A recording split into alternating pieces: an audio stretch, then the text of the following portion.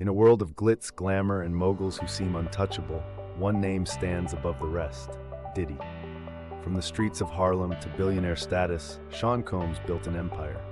But what happens when the man at the top falls from grace?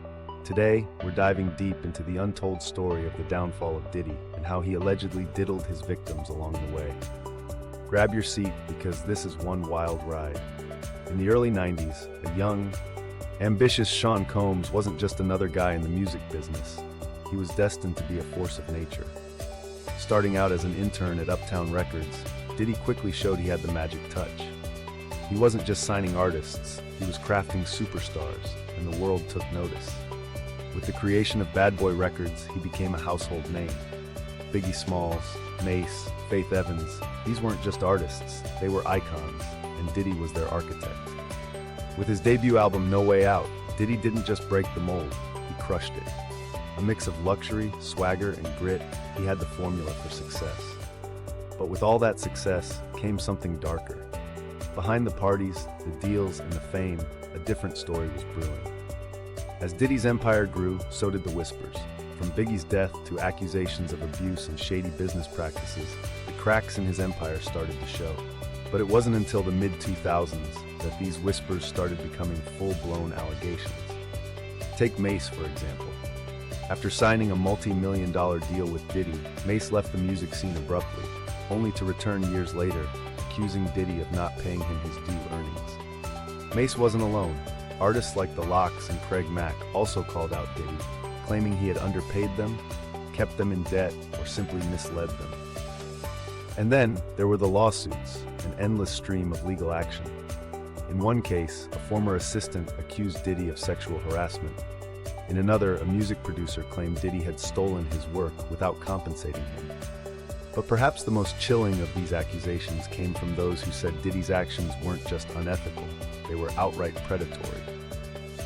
So, what do we mean by diddling the victims? It's not just about money or broken promises, it's about power. Power over individuals who were desperate for a break in an industry that can make or break you overnight. For many of Diddy's victims, he wasn't just a manager or a mentor, he was a manipulator. Former associates have spoken out about the toxic work culture Diddy fostered. They describe a world where contracts were often one-sided, where promises of fame were frequently broken, and where fear and intimidation were tools of the trade.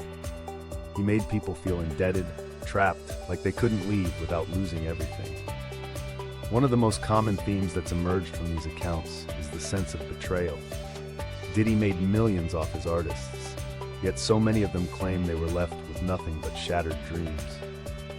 It wasn't just a business move, it was exploitation at its finest. Fast forward to the last decade, and the cracks in Diddy's carefully constructed empire began to widen. As the music industry shifted and his business ventures outside of music struggled, Diddy's once untouchable reputation began to fray. Public backlash over his alleged mistreatment of artists reached a fever pitch, with more and more people coming forward to accuse him of not only stealing their work but tarnishing their lives in the process. With the rise of social media and the #MeToo movement, voices that were once silenced now had the power to speak.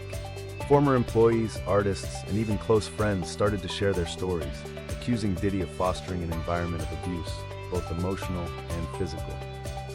He became a target of cancel culture, no longer seen as a beloved mogul, but a man with skeletons in his closet. So what does all this mean for the music industry? The downfall of Diddy is more than just the fall of a single celebrity. It's a wake-up call. For years, the entertainment industry has been built on the backs of artists, many of whom have faced exploitation by those in power. Diddy's story is just one example of the darker side of fame, a side that many choose to ignore. But it's also a story of hope. As more and more artists take control of their careers, Diddy's fall serves as a cautionary tale about the dangers of unchecked power. The future of the music industry lies in the hands of those who refuse to be exploited, who refuse to stay silent. The truth about Diddy's downfall isn't just about the man himself.